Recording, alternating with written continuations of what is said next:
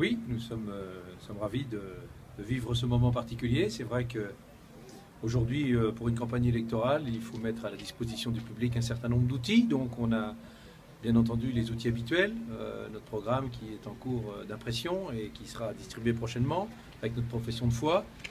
On a le blog qui est aussi un outil indispensable. Et puis cette année, nous créons un local de campagne qui aura vocation à informer la population. C'est pour ça d'ailleurs qu'on l'a appelé comité d'information plus que le terme local de campagne qui ne nous plaisait pas trop.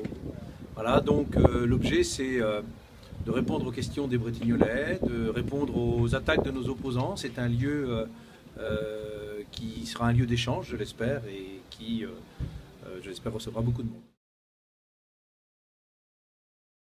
J'ai su que Thierry Biron allait être candidat il y a quelques semaines. Dans un premier temps, ça m'a plutôt bien convenu parce que je pensais que ce monsieur était un gentleman. Donc voilà. Son entrée en campagne est une véritable déclaration de guerre parce qu'il commence par faire le procès de l'équipe en place. Donc aujourd'hui, c'est plus avec ma casquette de maire que j'ai envie de répondre à cette question et de vous dire que je ne laisserai pas salir notre bilan. Thierry Biron emploie une grosse ficelle, bien connue, qui consiste à essayer de traumatiser les gens en leur faisant croire qu'on va toucher à leur portefeuille.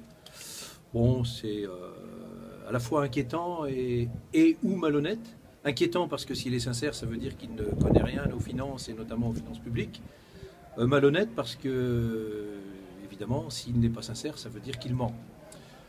En l'occurrence, quand on est chef d'entreprise, c'est un peu surprenant de ne pas savoir parler de dette, désendettement, capacité de financement, etc.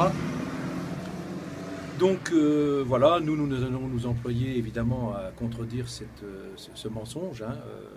Thierry Biron tente de nous faire croire que la commune non seulement est endettée, mais qu'elle va encore se surendetter un peu plus. La vérité n'est pas là. Non seulement notre commune n'est pas surendettée, mais si les Bretignolais nous font confiance, ils pourront constater que notre programme prévoit qu'en 2020, nous n'aurons plus de dette dans la commune du tout. Donc voilà, je ne suis évidemment pas inquiet, mais je suis surpris du ton de notre opposant.